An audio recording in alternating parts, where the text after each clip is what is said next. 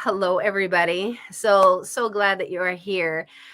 Yes, yes, yes, yes. You get to meet the BeBe Netter Schwartz. And so, our new multi author book, Struggling Well, Thanks for Asking, is coming out this Friday, April 29th, launching at 9 a.m.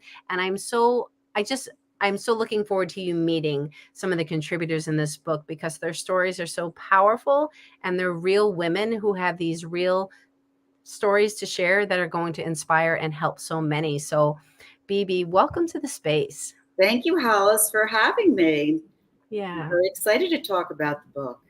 So happy that you're here. Can you please tell people just a little bit more about who you are? Well, the interesting thing is when you just illustrated the name of the book by telling us the name of the book, you said struggling well. Thank you for asking. And the word that is really most important when you think about this book is it's widows struggling well. Thank you for asking. So, in this setting of this multi author book, I am speaking from the point of view of being a widow Yeah. and being a widow for 8.5 years. And here's a picture of my husband. You can see it, trying to get it without the light. Yeah. Stacy Schwartz, and my daughter. That's my daughter. Yeah. And yes, it was. So when I'm sitting here speaking to you right now, I'm speaking from the point of view from a widow, and that's where my point of view was written for the book. So when I wrote the piece for the book, I'm very excited to be able to go back to that time in my life. It was from BeBe Schwartz, actually BJ Schwartz. So a lot of people know me, which is part of the journey. And it feels really good to be able to share with everybody what's going on.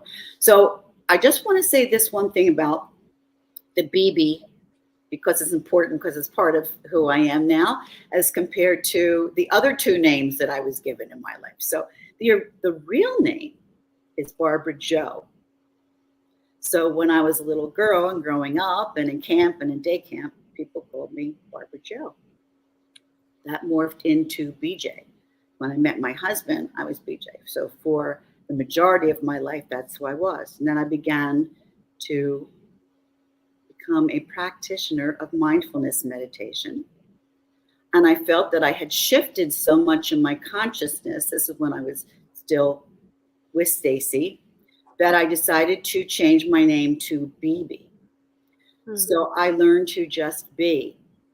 And having that experience behind me of being a meditator and understanding mindfulness and being in the present moment, which is what really allowed me to move through the pain and the sorrow and the grief of being a widow suddenly, really rather suddenly.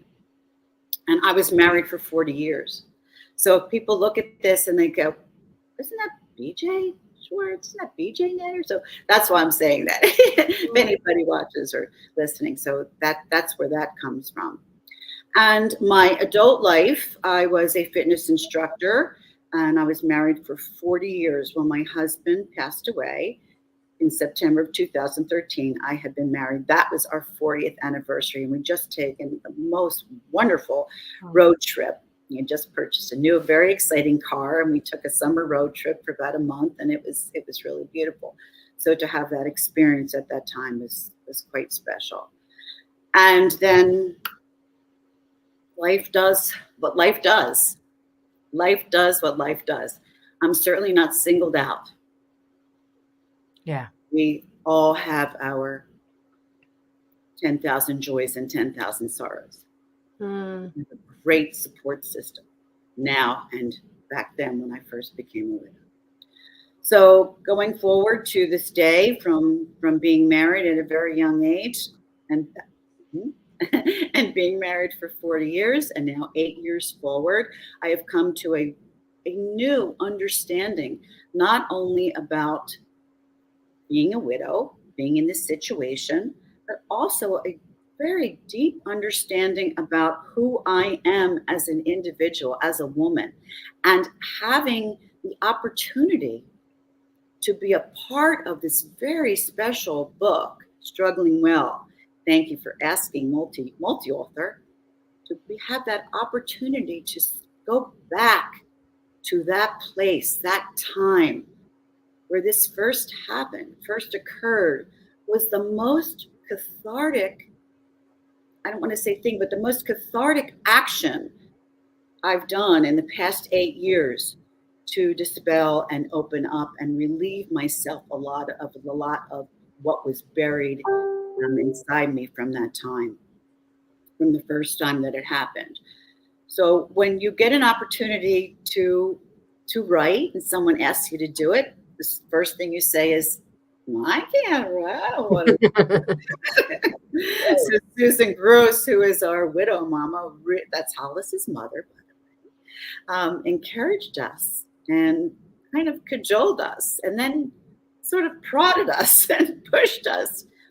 And in the end, many of us, I think there are just about 20 of 18 19 of us that contributed, that went back to those times and had something powerful to say about their experience becoming a widow and then moving through that journey of being a widow. So that is a lot to say at this time about who I am and how I got here and why I'm being interviewed by Hollis at this time. I do want to say that I am sitting here holding a little totem, a little spirit animal, and this is a bear.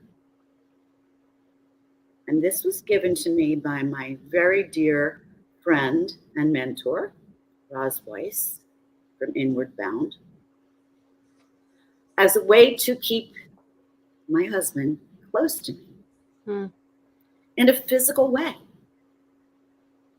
More than looking at a picture, and actually there's one behind me of us. It was done by Peter Max. And more than just memories, and more than just saying his name, although Stacy wasn't here in person when this was given to me, it does remind me when I hold it. I feel that sense of closeness. So I'm saying that for anybody who has any sort of loss in their life, whatever it may be, if there's something that you can find as a totem to just keep close to you, I find it to be very healing, very powerful way to bring me a sense of peace and closeness to that spirit. And in particular, this is the spirit of my husband, Stacy Schwartz.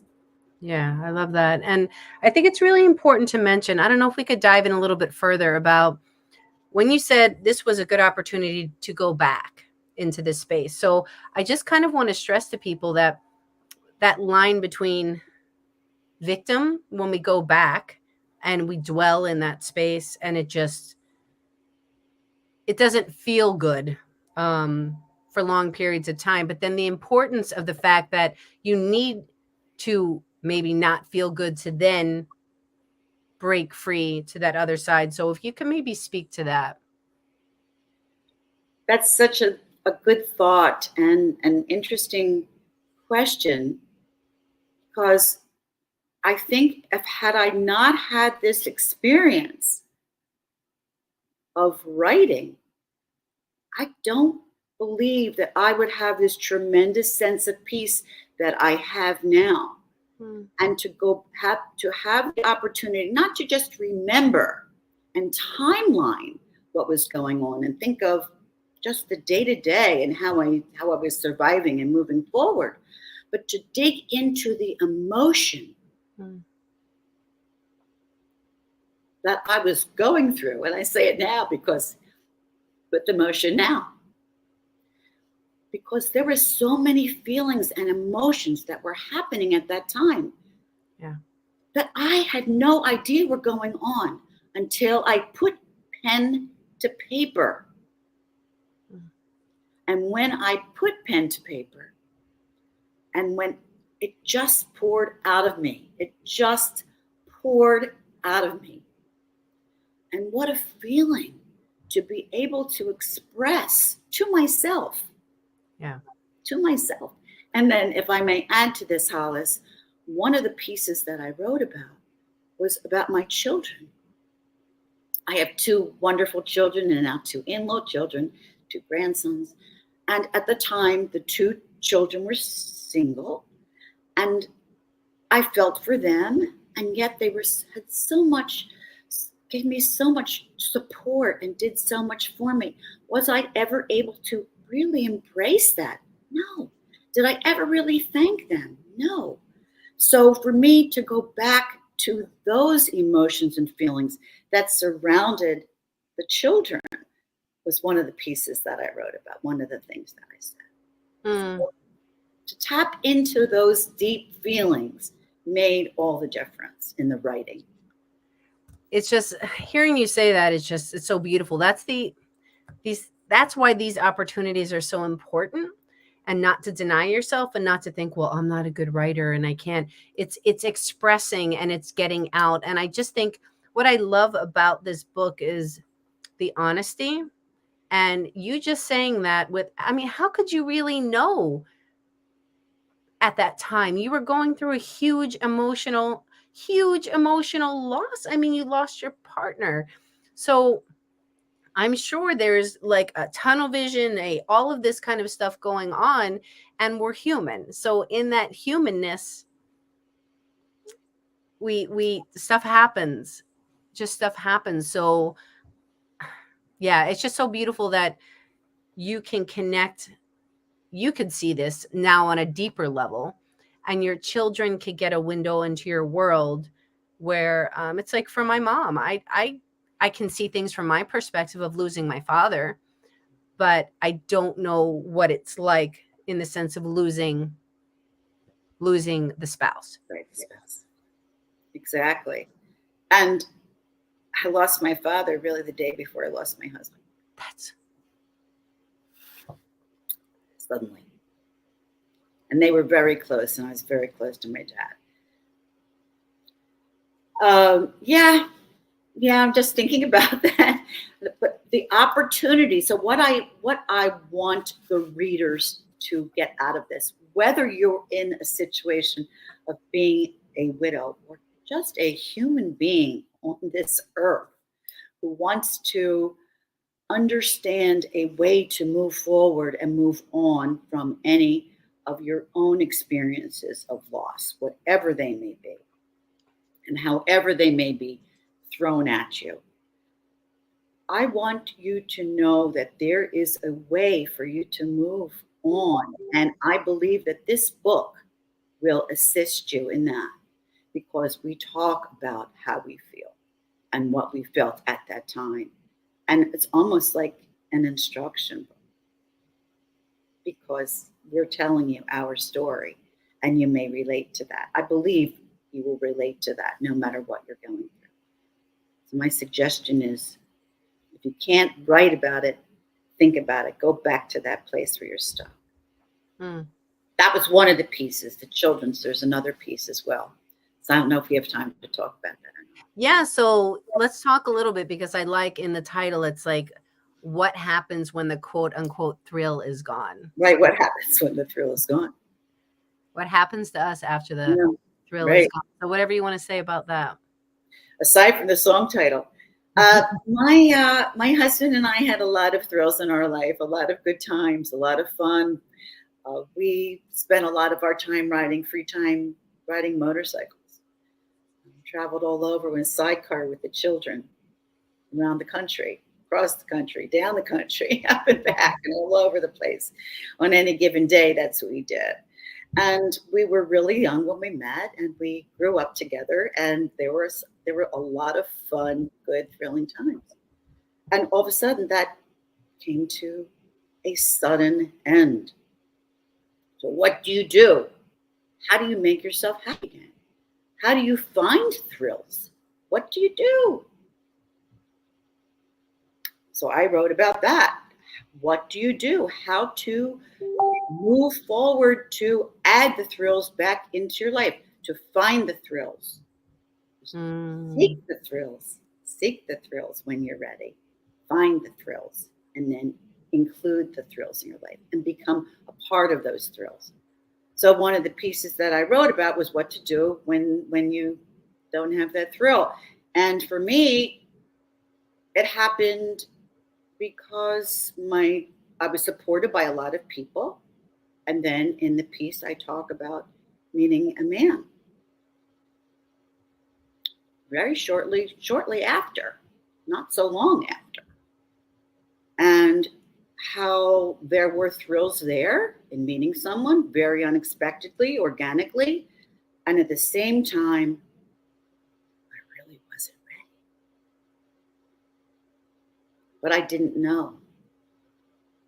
Yeah. I wrote about that. I wrote about that. Yeah.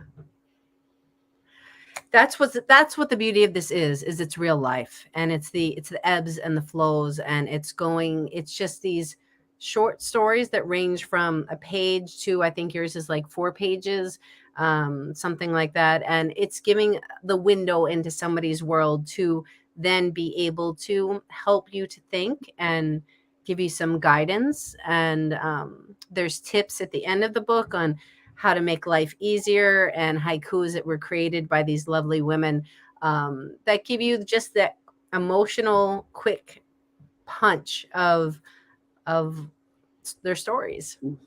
It's beautifully put, Hollis. You said it exactly the way that I see our book. That's exactly the way I see our book, and I see our book assisting other people, just the way that you said it. That was very eloquent and very complete.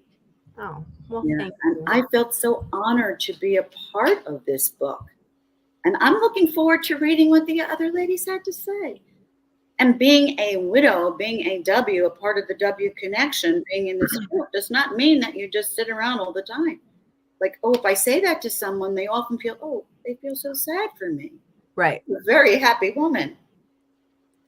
That didn't change. I lost my husband. That was a very sad experience and continues to be a great loss in my life. But I am still the same person. And that's what this piece allowed me to remind myself. Yeah. Yeah. And there's a part in the book, and I'm not going to give it away, which is in BeBe's chapter when you read it, because she kind of really dives in a little bit more, a deeper dive into what that means. So everybody, when you support us on Friday, April 29th, you will get to read her chapter and get to learn more about her beyond the words that she just shared, and these 18 other incredible women. So before we say our goodbyes, BeBe, do you want to share anything else?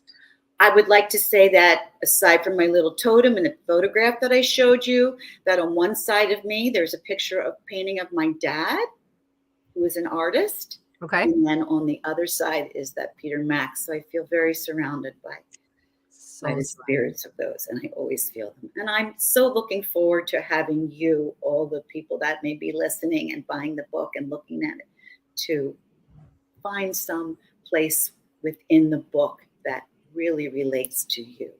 And I know that it can, and I know that it will. Yeah. Yeah. Thank you, Hollis, for giving me this opportunity.